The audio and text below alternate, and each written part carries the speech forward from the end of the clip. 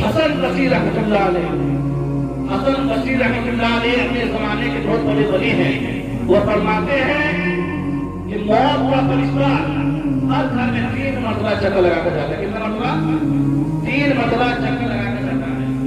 حسن بصری رحمۃ اللہ علیہ فرماتے ہیں موت کا فرشتہ جب کسی گھر میں داخل ہوتا ہے تو لوگوں کو دیکھتا ہے، اس گھر میں اگر کسی کی عمر تمام ہو چکی ہے یعنی عمر ایکسپائرنگ، یعنی اس کا موت کا وقت قریب آ گیا ہے، تو موت کا فرشتہ اس انسان کے شریر سے پران کو نکال لیتے ہیں۔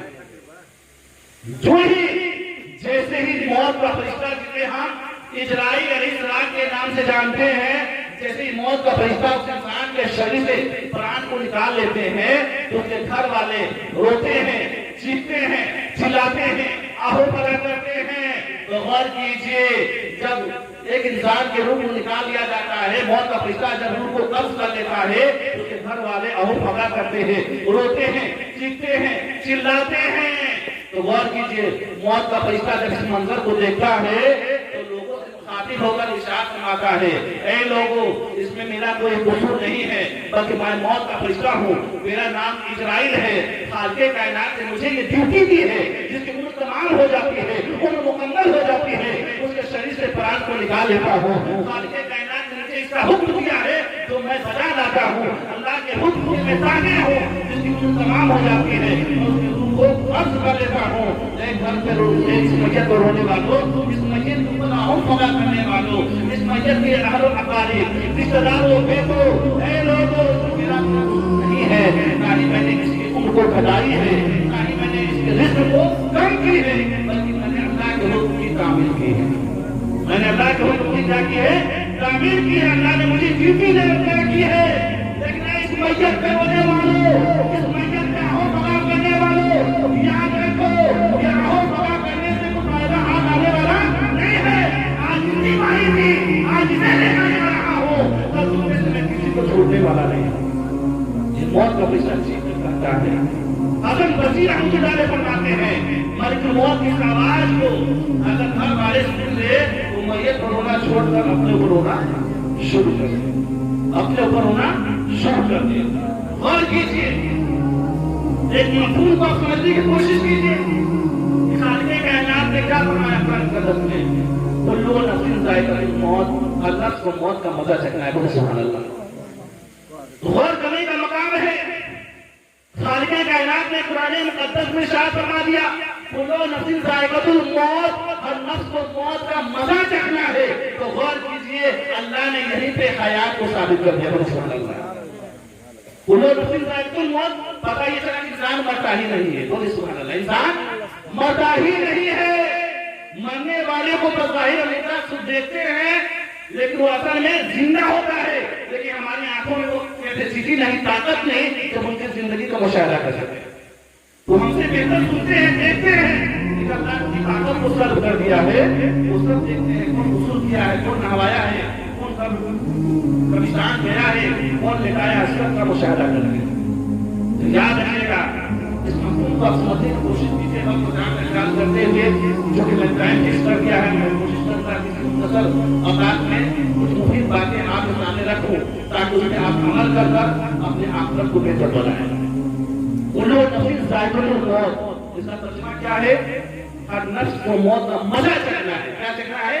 مزہ چکھنا ہے۔ یہ قرآن مقدس ہے، بہت فصیح و بلیغ کتاب ہے۔ تو یہاں پہ اللہ نے مزہ کا ذکر کیا، ذائقہ کا استعمال کیا ہے۔ تو پتہ یہ چلا کہ اللہ نے اس میں یہ نہیں فرمایا کہ ہر نفس کو برباد ہو جانا ہے، ہر نفس کو ہلاک ہو جانا ہے، نیست و نابود ہو جانا ہے، ایسا جملہ نہیں ہے۔ ذائقہ کا استعمال کیا ہے۔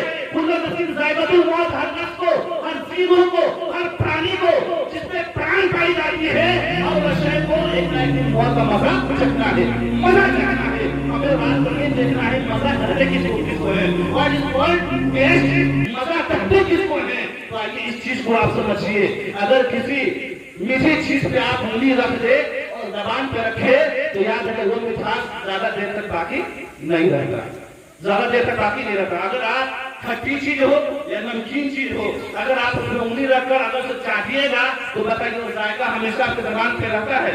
नहीं रहता, कुछ देर के लिए रहेगा फिर वो जायका खत्म, तो उसे जायका कहा जाता है। यानी एक ऐसी शय जो जबान पर रखी जाए, कुछ देर तक उसके असरात जाहिर हो, उसके बाद वो असर क्या हो जाए, खत्म हो जाए।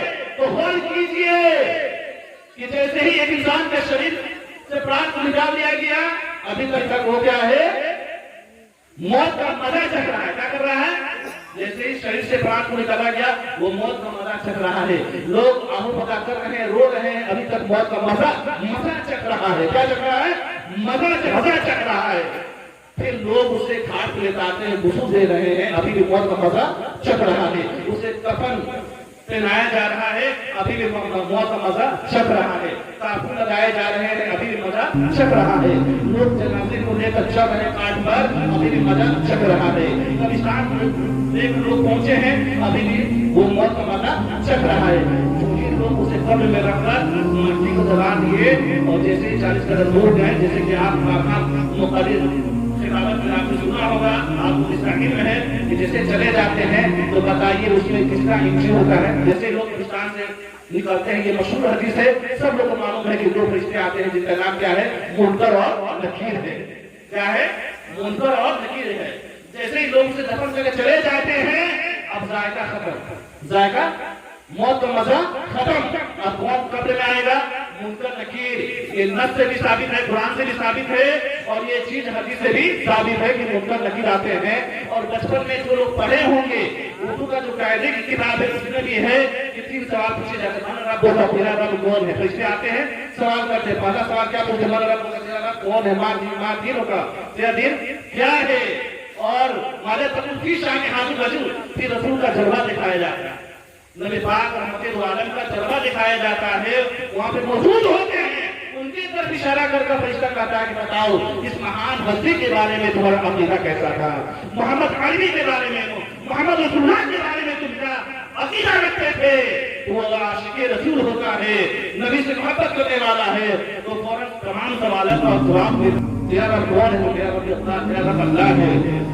मादा दिन होगा, तेरा दिन क्या है? क्या कहता है? दिन इस्लाम, दीन इस्लाम, मेरा दिन क्या है? इस्लाम है। जब नबी के बारे में इशारा किया जाता है, लोग कहता है ये हमारे नबी है, तो वो नबी है उसको सलाम पढ़ा करते थे, दरूद पढ़ा करते थे, इसे अक़ीदत और मोहब्बत किया करते थे। जैसे ईद के नबी के मौके पर संजय लगाया करते थे, दरूद पढ़ा करते थे। ये अल्लाह के नबी है, अल्लाह के हबीब है, आशिकों के दिलों के तबीब है। ये जवाब नजर आएगा। बताइए, इसमें किसी का इतराज है?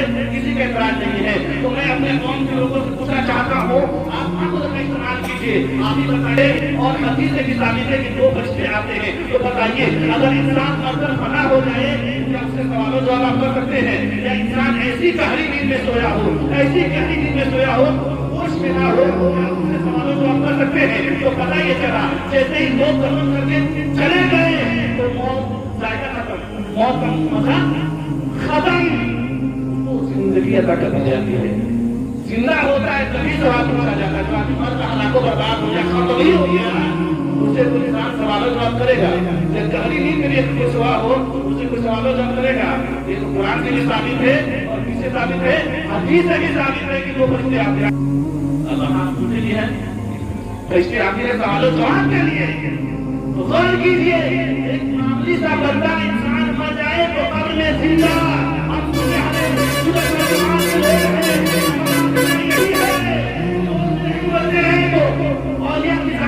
कैसे कर सकते हैं? कैसे कर सकते हैं? नमाज कैसे कर सकते हैं? ये वो लोग हैं जो इलाही में जिंदगी गुजारा करते हैं, इलाही में जिंदगी गुजारा करते थे, इसके रसूल में जिंदगी गुजारा करते थे। तो बताइए, आम इंसान मरता ही नहीं है, तो मौलिया की जात को मुर्दा कैसे तस्लीम कर ले?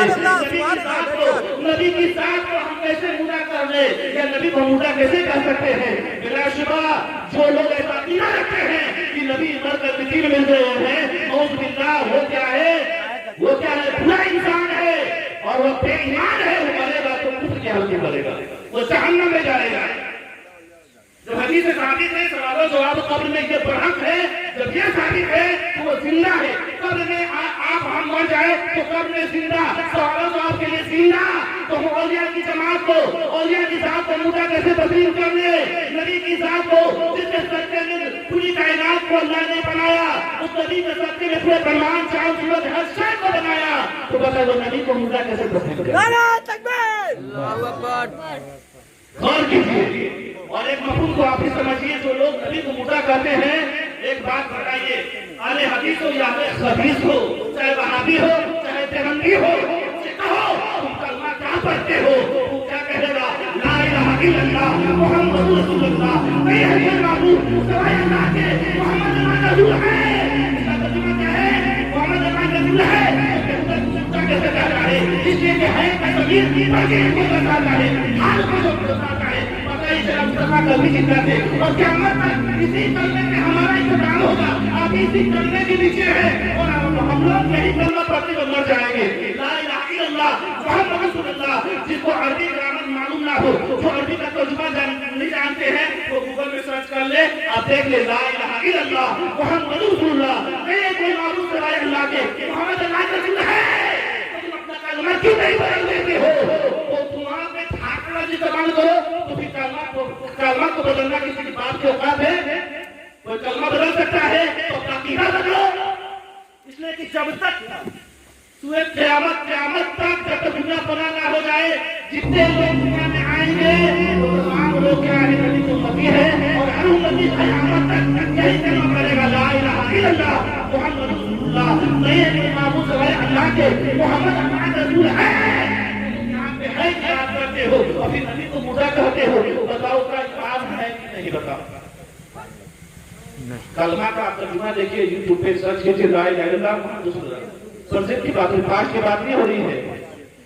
دوسری دلیل سنیے، کچھ لوگ کہتا ہے ساتھ سلام نہیں پڑھنی چاہیے. کچھ بدعقیدے ذہنیت کے لوگ ہیں جو بولتے ہیں یا نبی سلام لے کر بولنا جائز نہیں ہے.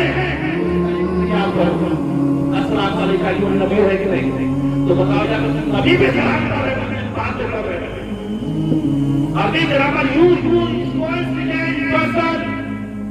first person I, second person you.